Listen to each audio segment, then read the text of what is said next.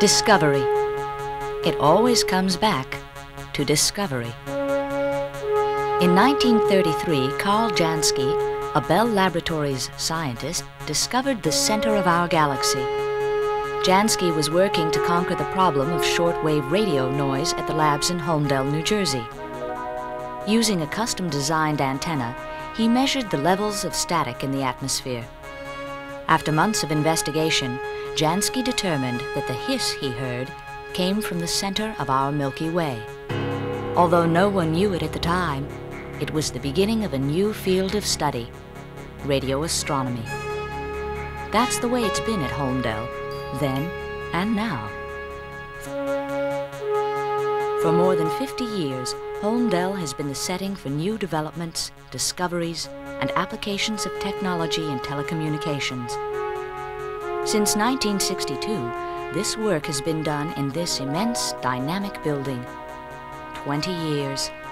It seems a fitting time to celebrate the life of Holmdel, to look at Holmdel through the years, because Holmdel now is a reflection of Holmdel then.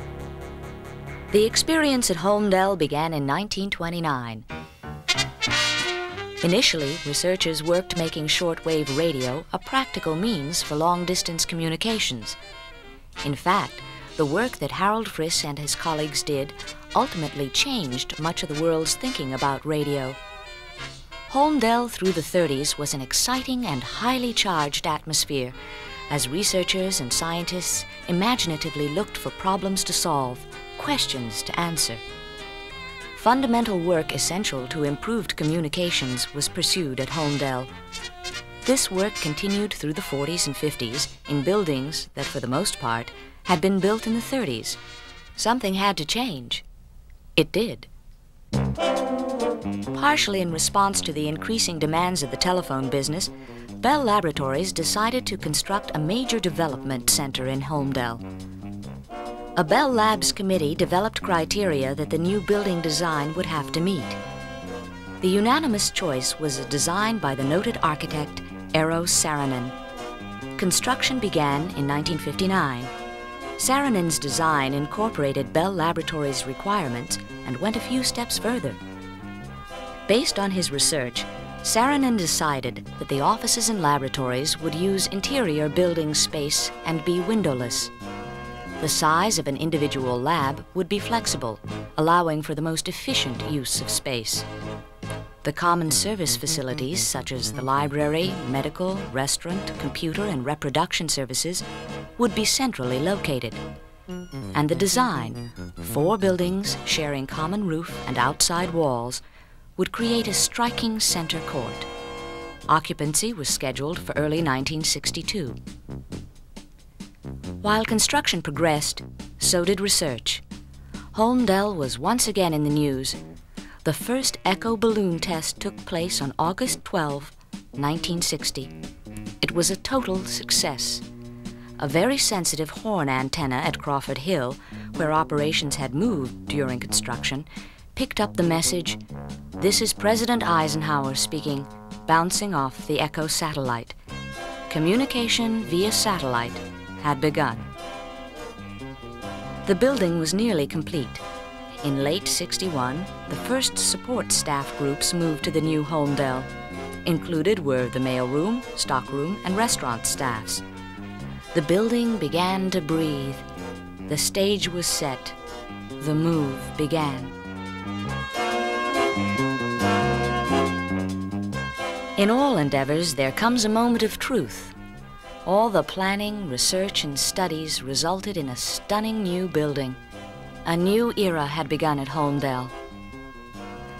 At Crawford Hill, there was another advancement in satellite communications. Telstar, an active communications satellite, was launched and began to receive, amplify, and retransmit messages. These signals, both voice and data, were received at Crawford Hill from the Andover, Maine ground station. It was a major breakthrough in telecommunications. As business at the labs got started, so did extracurricular activities. New clubs sprang up as more people moved in. The first softball league began play in June. Work had begun in earnest on the Unicom system, and by September, a production model of the electronic central office was under construction. A new lab building at Crawford Hill was completed. Everything that year was a first, from pioneer sales to radio club meetings. There were concerts by the Holmdel Instrumental Group, Christmas choruses, doll and toy nights, and plantings sponsored by the Garden Club. Through the early 60s, work progressed in many different areas. A new antenna was developed for space communications. The Data Communications Department developed data phone sets that could transmit printed material from a customer's facsimile machine. The winter of '64 proved to be a memorable one. Holmdel, along with the rest of the area, was snowed in. So much so that many people had to stay overnight. People slept where they could. It was quite a time. Construction began on buildings 3 and 4 in June 1964. Completion was scheduled for mid-1966. The people of Holmdel continued to get involved in a variety of activities. The Flying Club held a barbecue and gave plane rides over the New Jersey coast.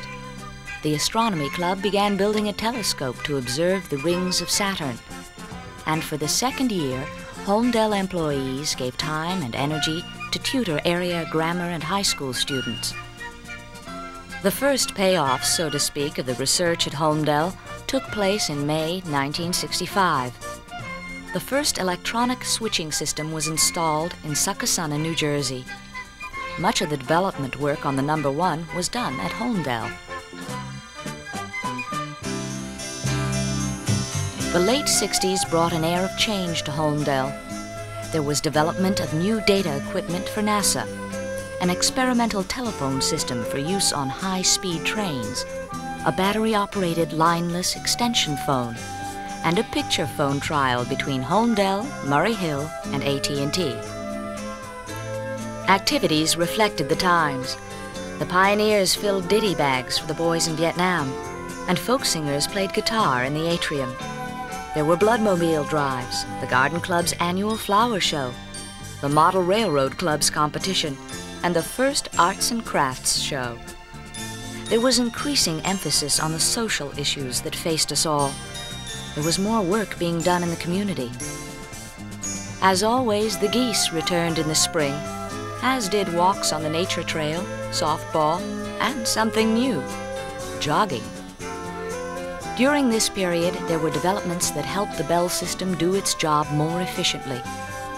The first TSPS switchboard was installed at Holmdel in 1969, and the dial-a-test system made it easier for operating companies to repair payphones.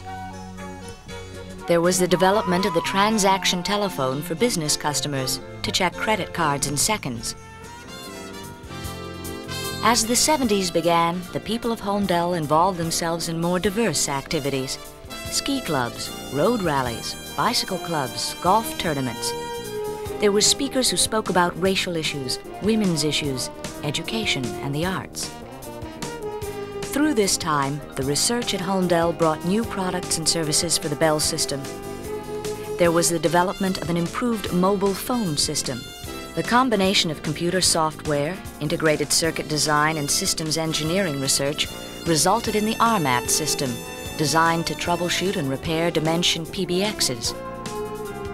In 1978, a major event took place. Arno Penzias and Bob Wilson won the Nobel Prize in Physics. Their work, studying cosmic radiation, proved the Big Bang theory. Working in their Crawford Hill lab, they were continuing the research tradition that was the watermark of Holmdel in the 30s. The pioneers were also active in the late 70s. They designed Braille books and tested preschoolers for hearing dysfunction. There were classical music concerts, square dances, and a computer chess tournament. In 1979, after months of study, Bell Laboratories decided to expand the Holmdel laboratory. Ground was broken in July for the east and west wings. The extensions would maintain the architectural integrity of the building.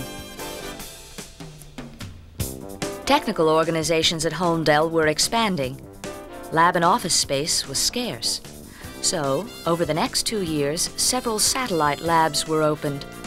The first was West Long Branch, followed by South Plainfield, Freehold, and Neptune. Later, in 1980, another satellite lab opened in Lincroft. The watchwords for the 80s were competition and deregulation. Bell Laboratories entered the decade clearly on the leading edge of telecommunication research. There was the development of a high-speed integrated circuit, the digital signal processor. Work was done to develop telemarketing software, and improvements were made on the unmanned cable submarine, Scarab. As changes in technology developed, Holmdel added some new blossoms. There were innovative art shows, bigger model railroad layouts, and with Holmdel's multinational population, celebrations of national heritage. The pioneers took to the local cable TV airwaves to talk about their work. It seemed that everyone was jogging or exercising. Through all of this, construction continued.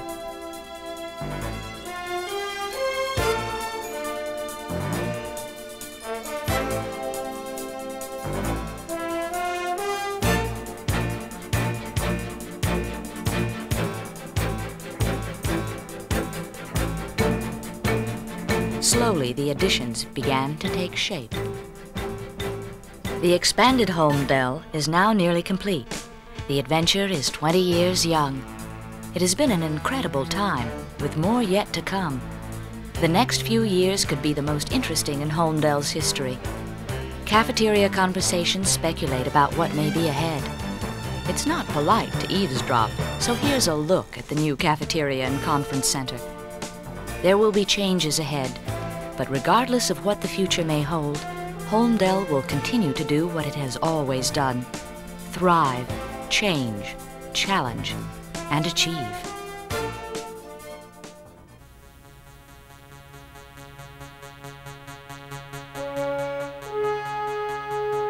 Imagination and curiosity.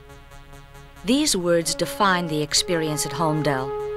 From the time Harold Friss and his colleagues charted the course of radio telephony to now, as President Ian Ross guides the labs from his Holmdel office, imagination and curiosity have been the guidelines of research.